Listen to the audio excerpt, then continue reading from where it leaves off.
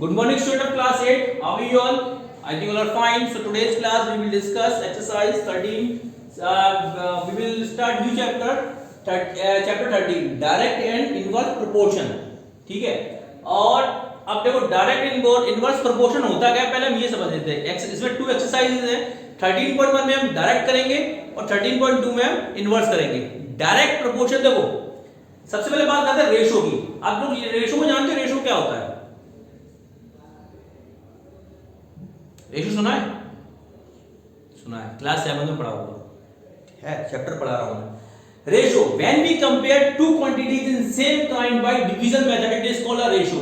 जब हम दो क्वांटिटी को कंपेयर करते हैं सेम काइंड में होती हैं और किसके थ्रू करते हैं? डिवीजन मेथड के थ्रू करते हैं, वो रेशो कहलाता है। ठीक है, जैसे कि हम बात करें कि हमें दो जगह, हमें सपोज करो रुपए और पैसे को निकालना है कि तुम्हारे पास है 10 रुपए, उसके पास है 5 पैसे।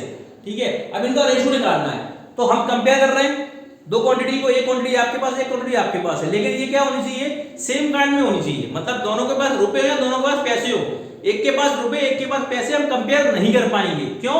क्योंकि सेम काइंड में नहीं है। ठीक है ना? तो ये होता है रेशो। रेशो से आता है प्रोपोर्शन। रेशो से क्या होता है? प्रोपोर्शन। प्रोपोर्शन डायरेक्ट नहीं आया, रेशो से प्रोपोर्शन बनता है। रेशो का मतलब होता है जब एक चीज बढ़ेगी तो दूसरी चीज बढ़ेगी। सपोज करो आपके पास 5 रुपए हैं, इसके पास 2 रुपए, इसके पास 10 रुपए हैं। हमने रेशो निकाला। क्या रेशो निकाला? इसका रेशो क्या आएगा? इसका रेशो आएगा 1:2 आएगा। ठीक है, अगर आपके पास 5 या 10 होंगे तो उसके पास ऑटोमेटिकली कितने हो जाएंगे? वो छोड़ो, 1:2 आया। आपके पास 6 रुपए होंगे तो उसके पास कितने हो जाएंगे? 12 हो जाएंगे। आपके पास 7 हुए, इसके पास 14 हो जाएंगे। आपके पास 8 हुए, इसके पास 16 हो जाएंगे। जैसे आपके पैसे बढ़ेंगे इसके भी पैसे बढ़ेंगे। रेशो में या इनको डायरेक्ट प्रोपोर्शन बोल रहे हैं। क्या होता है? जब एक क्वांटिटी बढ़ती है तो दूसरी क्वांटिटी भी बढ़ती है, या एक क्वांटिटी कम होगी तो दूसरी कम होगी, या दूसरी कम होगी तो पहली कम हो जाएगी। ये डायरेक्ट में होता है। इनवर्स में क्या होता है? जब एक क्वांटिटी बढ़ती है तो दूसरी कम हो जाती है। जैसे कि हम एग्जांपल लेके चलें, आपके घर में कितने मेंबर हैं? 15 मेंबर मान लें। कितना दूध पी लेते हैं पूरे महीने में?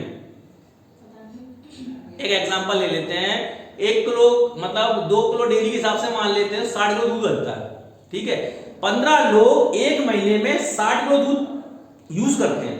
ठीक है, अब दूध आएगा, ठीक है, तो अब एक इंसान को अगर 15 लोगों ने 60 किलो दूध यूज किया तो एक इंसान ने एक महीने में 4 किलो दूध पिया। यही हुआ। ठीक है, एक इंसान को कितना, एक पर व्यक्ति को कितना दूध मिला? 4 लीटर। अब सपोज करो दूध उतना ही आना है। आपके घर में 5 मेहमान आ गए। 5 मेहमान आ गए, एक महीने के लिए आ गए, पहले 2 दिन के लिए आ गए। ठीक है, अब कितने लोग हो गए? 20 लोग हो गए। दूध कितना आ रहा है? उतना ही आ रहा है। कितना? 60 लीटर, मतलब 2 किलो ही आ रहा है। ठीक है, अब क्या हुआ? जितना दूध पहले मिलता था उतना दूध मिलेगा, अब हर व्यक्ति को कम दूध मिलेगा। क्यों? क्योंकि लोग बढ़ गए। मतलब लोग बढ़े तो दूध की क्वांटिटी कम हो गई ना, हुआ ना? एक क्वांटिटी बढ़ी तो दूसरी कम हो गई। ये होता है inverse proportion. Any problem? No. हम आते हैं एक्सरसाइज 13.1 में। सिंपल और कुछ नहीं है। हाँ, इसमें 2 फॉर्मूले आएंगे। हम एक्सरसाइज पे आते हैं, फिर मैं आपको बताता हूं। सिंपल है, केवल 2 फॉर्मूले, पूरा चैप्टर खत्म हो जाएगा। ये बस आपको समझना है कि या तो मुझे पता है कि एक्सरसाइज 3.1 में हम कौन सा, 13.1 में हम कौन सा फॉर्मूला लगाएंगे। x1 y1 x1/y1 x2/y2, ये फॉर्मूला लगेगा। एक्सरसाइज 13.2 में x1 y1 x2 y2, ये फॉर्मूला लगेगा। लेकिन एग्जाम में तो वो क्वेश्चन कह के नहीं आएगा ना कि ये डायरेक्ट से इनवर्स से नहीं आएगा ना। हमें पहचानना पड़ेगा कि भाई ये क्वेश्चन कहना क्या चाह रहा है। और मैथ्स का सबसे अच्छा बेनिफिट पॉइंट यही है बेटा कि क्वेश्चन सीख के कहता है कि मेरे साथ क्या करना है। इसलिए सबसे सिंपल सब्जेक्ट होता है ये। हम देखते हैं question number 1। Find the following are the car parking charges near railway station. एक कार पार्किंग है, इसका चार्जेस दिया गया है। कितना दिया गया? 4 घंटे के 60 रुपए, 8 घंटे के 100 रुपए, 12 घंटे 140 रुपए और 24 घंटे के 180 रुपए। ठीक है, ये उसके चार्जेस है। Check the parking charges are in direct proportion. क्या ये डायरेक्ट प्रोपोर्शन में है? मतलब तो चेक कर लेते हैं। चेक हम कैसे करेंगे? सॉरी, सबसे पहले हम टेबल बनाएंगे।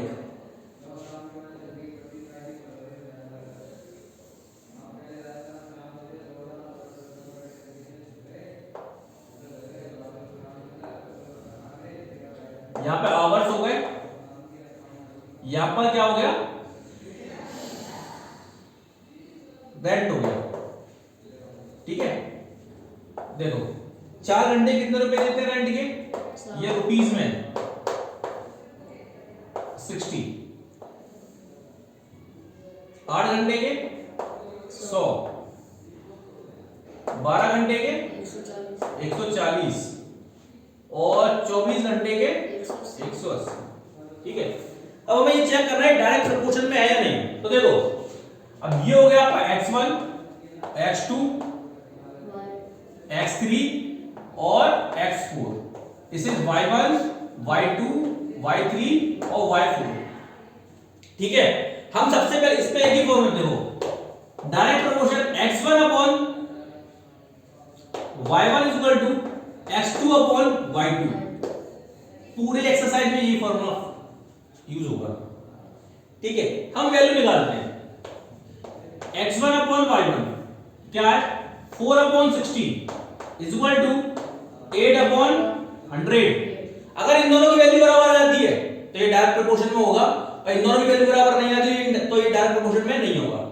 क्रॉस मल्टीप्लाई करेंगे, 400 इज इक्वल टू 480।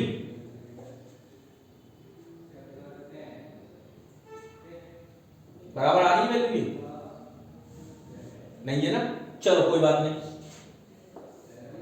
अब हम निकालते हैं x2 upon y2 is equal to x3 upon y3। इन दोनों को ले लेते हैं। 8 upon 100 is equal to 12 upon 140। ठीक है, 8 अपॉन 100 12 अपॉन 140 यही होगा। क्रॉस मल्टीप्लाई करेंगे, इसका इसमें तो देखो 8 का 0,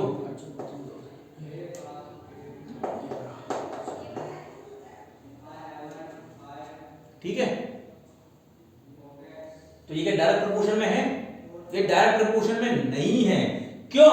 क्योंकि यहाँ पे 4 घंटे के 80-60 रुपए लग रहे हैं, तो 8 घंटे के 120 रुपए लगने चाहिए थे, 100 रुपए नहीं लगते अगर ये डायरेक्ट प्रोपोर्शन में होता।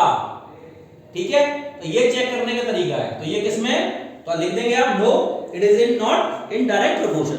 ठीक है, एनी प्रॉब्लम? आसान ना। अब देख लेते हैं question number 2। A mixture of a paint is prepared by mixing a part of red pigment with 8 part of base। मतलब एक मिक्सर बनाया जा रहा है, ठीक है, जिसमें 1 पार्ट तो रेड पिगमेंट का मिलाया जाता है और 8 पार्ट बेस का मिलाया जाता है। जैसे कि आपने वो देखा होगा, प्लास्टर होता देखा किसी ने? घर में प्लास्टर होता, चिनाई नहीं होती है, होती है, नहीं देखा? देखा ना? क्या मिलाते हैं उस मिक्सर में? बजरी और सीमेंट मिलता है। ठीक है, अगर मान लो तो मिक्सर कैसे बनता है? 1 तसल सीमेंट 6 तसल बजरी। ठीक है, कुछ होता है 1 तसल सीमेंट 4 तसल बजरी। ठीक है, इस तरीके से मिक्सर बनता है। तो यहाँ पे पेंट का मिक्सर है, एक रेड पिगमेंट तो कितना होगा? 8 बेस मिलाया जाएगा। ठीक है, तो हमें क्या निकालना है? Find the part of base. अब हमें बेस के पार्ट निकालने हैं। हमें क्या निकालना है? बेस के पार्ट निकालने हैं। तो क्वेश्चन नंबर 2 देखिए, सबसे पहले टेबल बनाएंगे। इसमें सबसे अच्छा तरीका ये, टेबल बना लो, सब कुछ सॉल्व हो गया। कुछ लैंग्वेज नहीं लिखी, कुछ नहीं, डायरेक्ट कैलकुलेशन करनी है। तो क्या लिया गया है?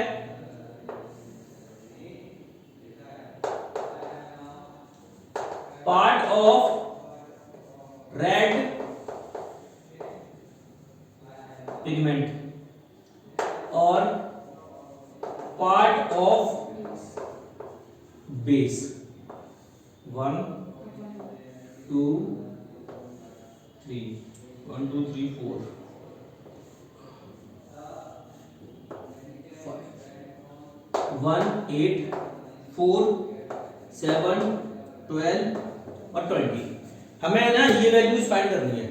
ठीक है, अब ध्यान से देखना कौन सा फॉर्मूला लगाएंगे हम, x1 upon y1 is equal to x2 upon y2। ठीक है, ये ऊपर की वैल्यू x1 x2 y2 चलेंगे, नीचे की value y1 y2 y3 y4 चलेगी। ठीक है, ऊपर की x की वैल्यू नीचे की y की वैल्यू, कोई दिक्कत लिखने की आवश्यकता नहीं है। अब देखो x1 की value 1/8 is equal to x2 की वैल्यू दी है, y2 की वैल्यू हम y2 लिख देते हैं। ठीक है, क्रॉस मल्टीप्लाई करेंगे, y2 इज इक्वल टू 32, कितनी वैल्यू आई 32। ठीक है, अब निकालेंगे हम x1 upon y1 is equal to x3 upon y3। ठीक है, निकालेंगे। इसमें एक चीज और है, ध्यान से देखना, हम इस वैल्यू को x2 y2 के साथ भी निकाल सकते हैं, कोई फर्क नहीं पड़ेगा, कोई डायरेक्ट प्रोपोर्शन नहीं है। नहीं आया समझ में? देखो करके बता रहा हूं, 1/8 इज इक्वल टू 7/, सॉरी ये y3 है बेटा, y3 की वैल्यू निकालेंगे, y3 is equal to 8 into 7, तो y3 की वैल्यू आएगी 56। कितनी आई 56। ये हमने किससे निकाला था, x1 y1 से।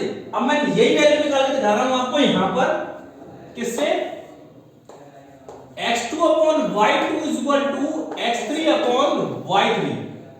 देखो x2 अपॉन y2 की वैल्यू कितनी है, 4/32 is equal to 7 upon y3 निकालनी है हमको, क्रॉस मल्टीप्लाई करेंगे, 4 into y3 is equal to 7 into 32, तो y3 is equal to 7 into 32 upon 4, 4 1 जा 4, 4 8 जा 32, y3 इज इक्वल टू 56। देखो दोनों सेम वैल्यू आ रही है। नेक्स्ट वैल्यू हम इसकी, हम चाहे तो x1 upon y1 is equal to x4 upon y4 से निकाल सकते हैं, नहीं तो हम इसकी value x2 upon y2 is equal to x4 upon y4 से भी निकाल सकते हैं, x3 upon y3 is equal to x4 upon y4 से भी निकाल सकते हैं। तीनों से वैल्यू सेम आएगी। बाकी दोनों निकाल लोगे, कर लोगे, हाँ नहीं कर पाओगे, कर ले। क्वेश्चन नंबर 3 देखते हैं।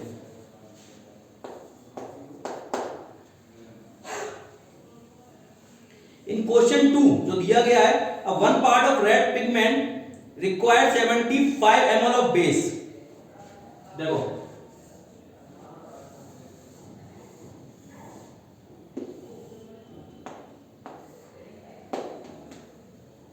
part of red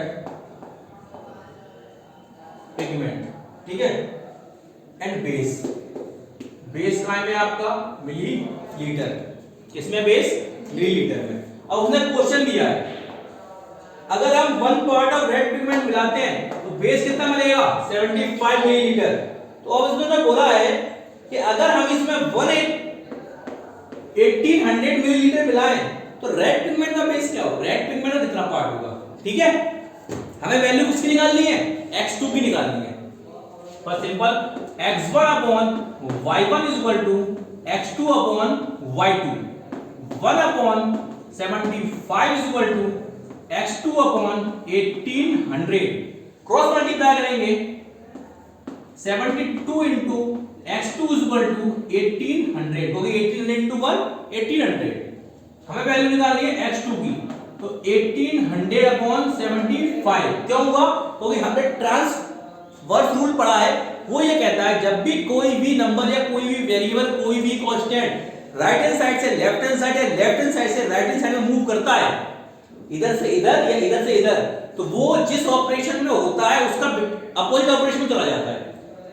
x2 के संग या 75 किसमें, मल्टीप्लाई में ना, तो यहां किसका हो जाएगा, डिवाइड का हो जाएगा। अगर डिवाइड का होता तो किसका हो जाता, मल्टीप्लाई का। ठीक है, कोई दिक्कत नहीं। तो x2 की वैल्यू कितनी आएगी, 75 बचा 75, 75 बचा 150,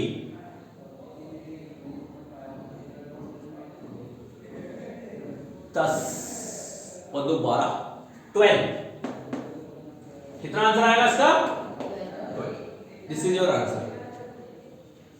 एनी प्रॉब्लम नहीं। क्वेश्चन नंबर 4 देखो,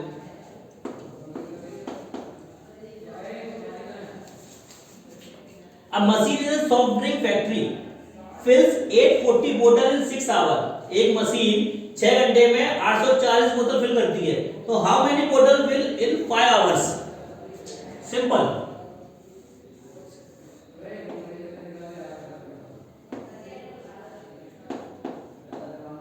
Hours and bottles.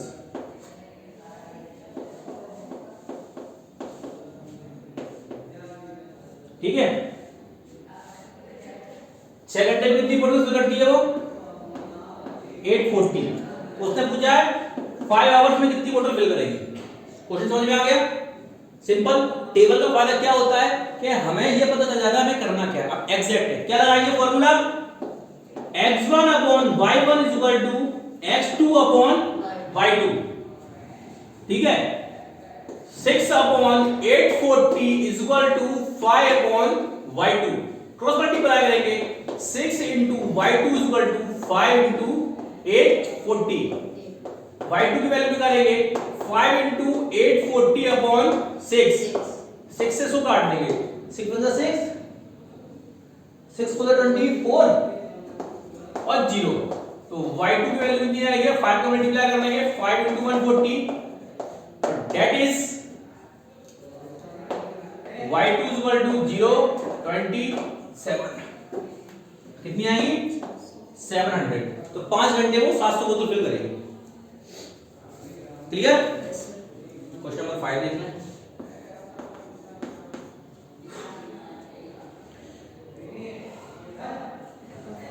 A photograph of bacteria enlarged 50,000 times, 50,000 times, attained a length of 5 centimeter.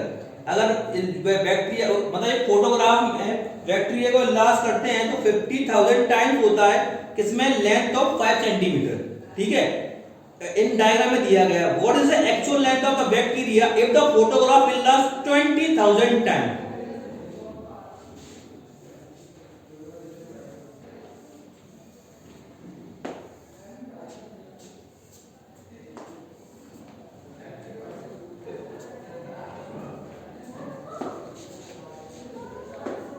Length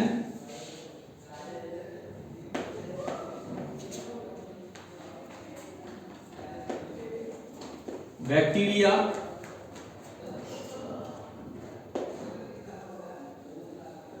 in large times. ठीक है, जब 50-100 टाइम्स करता है तो लेंथ कितनी होगी?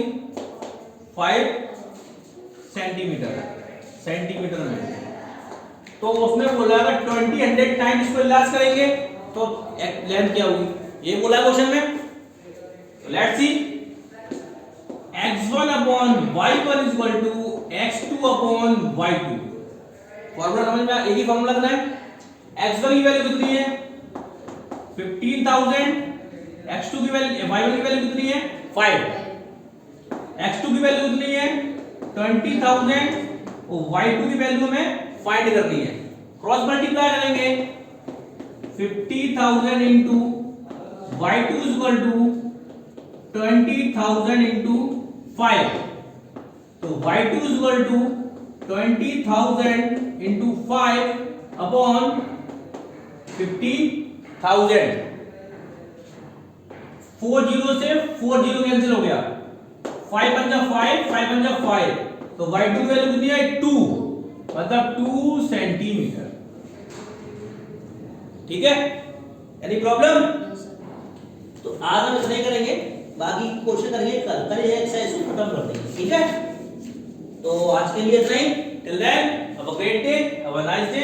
रिवाइज करें. कोई भी परेशानी हो तो व्हाट्सएप पे या फोन लगा के पूछ सकते हैं.